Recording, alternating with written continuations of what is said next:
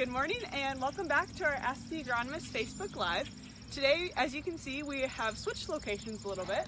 Yep. We are out in the field in some cover crops. Yeah, listening to the birds chirp and the sun come out, it's a nice change. It's a beautiful day. We had hail yesterday and now we have sunshine, so life is good. Yeah, yep.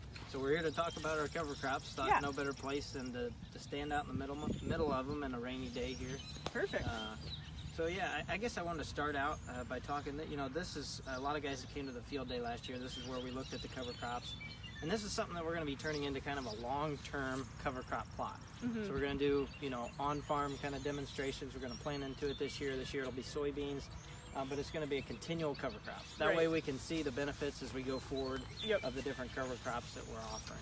All right. So this, what we're standing in right now, is our field of rye. Yep. Yeah, this is cereal rye, not to be confused with ryegrass. Obviously, a lot of times people, ryegrass would not look this green right now. Yeah. Most of the times it doesn't survive, but cereal rye survives extremely well. It's our hardiest cereal crop. We got this in really early, so guys may look at this and be like, holy cow, there's a lot of growth there. And there is.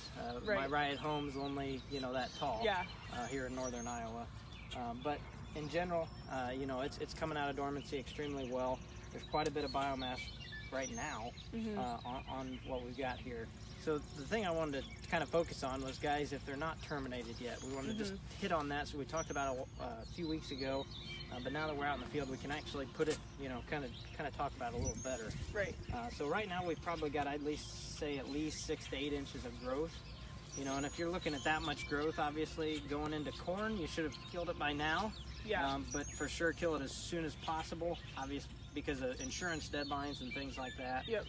But for beans, in most cases, I would say plant right into it if you can. Now that doesn't come without challenges, for sure.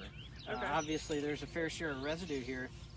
But the thing about not killing it, if you kill it, you're going to end up getting, the stalks will die, and that straw is harder to plant into, and harder for those disc openers to go through than leaving it green.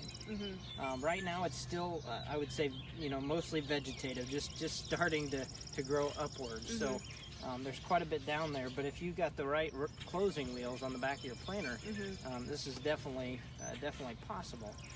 So planting into it green would be my suggestion if you're going into soybeans, because that one thing that a lot of guys are trying to get using cereal rye with soybeans is weed control. Right. This right now is pretty excellent weed control in between the row. So when this dies off, it's going to be a nice mat of residue that those weeds can't get the sunlight, so they can't germinate. So what about soil moisture? With the coverage right now, does it stay wet longer? That's the kind of a preconceived notion a lot of people have, but not necessarily. When it's vegetative and kind of in this transition, it's still pulling up a lot of moisture, and that's why guys out west where they irrigate, this is a totally opposite issue for them, because they worry about it pulling up too much moisture. So I would say no. In most cases, most guys will say you can plant into it a lot of times earlier because it's pulling that moisture out of there. So that upper part of the soil profile, those roots are actively pulling moisture up. A lot of times you can get into the field sooner. And especially in our case, we've got a lot of growth. So there's a lot of live root mass there. You pulled it off kind of shallow, but there's a lot of root mass there from that fibrous root system that's pulling up, moisture deep in the soil. So no, it's an excellent opportunity to get in there ahead of some of your neighbors in those wetter spots that may be pulling moisture out.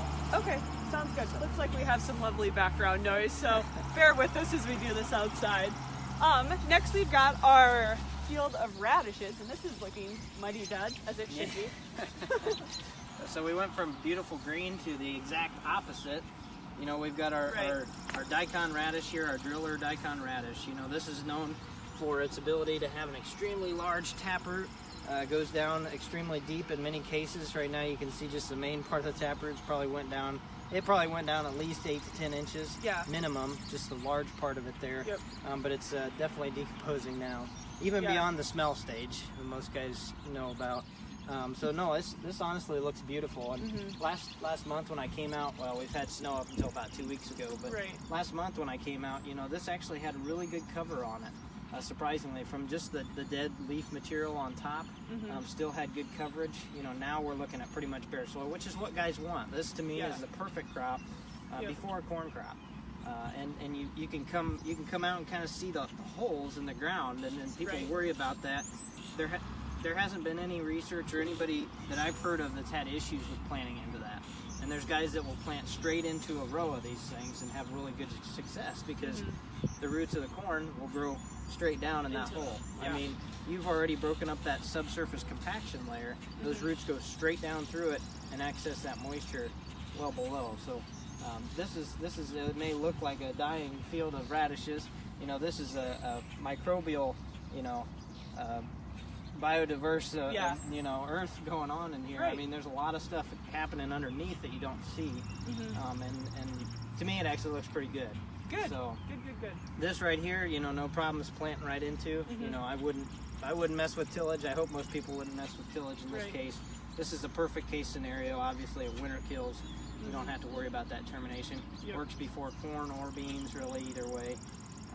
So this is perfect the way it is. Perfect. That's the way I would say it. All right. I think last year we even had some, when we started the podcast, that was when they were just in the growing stages. Then we brought in the rotting one last year too. So that was fun. Yep, and that's when it was still stinking and making. Right, yeah. I'd have to say I prefer the non-stinking stage. Yep. All right, so this last field that we're in is clover. Yeah, so this is our fixation clover, or the Balanza clover. It's kind of a cross between a red and a white clover, I'd say. Unfortunately, if you look hard at it here, it doesn't look terribly amazing. Although to me it's kind of exciting. So part of the problem I want to preface this with is we had a corn herbicide down that was pretty strong against this hit this clover pretty hard. So last year, if you had seen it, you'd have noticed that was the case. A lot of them didn't germinate. They struggled getting started the whole time. So really, I'm pretty happy with this because this clover doesn't necessarily always overwinter, and it's overwintered pretty well. Yeah, especially that half. That half is. It's coming out of dormancy really well. And actually, I grabbed a plant back there, but if you pull one of them up, the interesting thing about the clover is it's harder in the mud.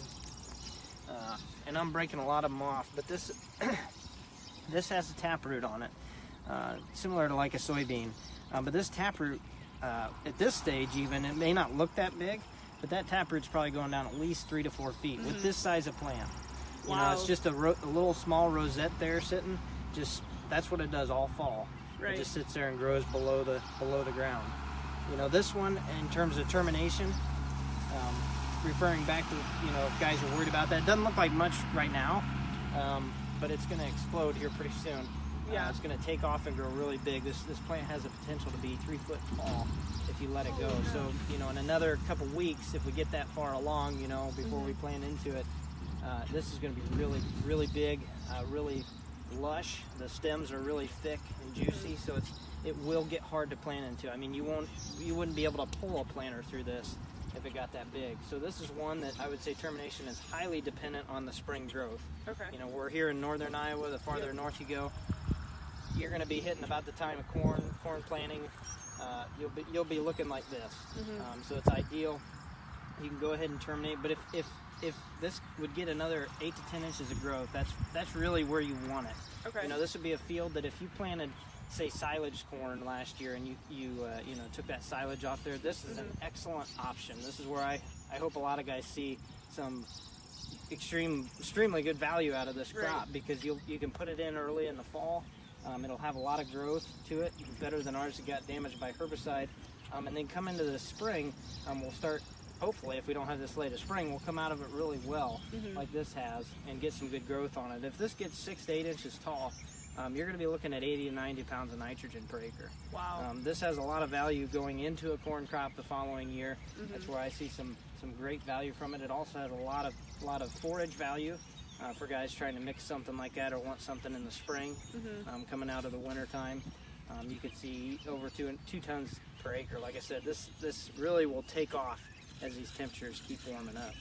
So this is the one I'm really excited about.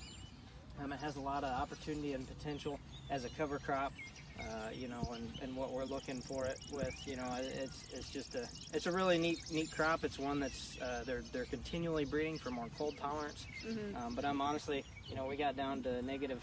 I have the temperature. I think it was negative 25 one day, and honestly, in the negative 40s in terms of wind chill. Yeah. And this still survived. Wow. So they claimed negative 10, and it survived all that. You know. Right. So the other ones that were cold tolerant are all dead. So I can tell you that it got cold here. Yeah. So this did a really good job, and I think going forward, as guys can fit it in, you know, to that fall and early fall timing to get planted, will be extremely valuable crop. So. Okay. Sounds good. Well, this has been great. Thanks, Phil. Yeah, no problem. This has been fun. I always We'll like walking through the cover out crops. in the Yeah, the maybe field. if these get some more growth on them in a week or two, we plant into them, then we can come back out and kind of take another look at them. Okay, sounds good. Well, thanks for taking time out of your morning to join us today. Thank you for our listeners for tuning in, and have a good day.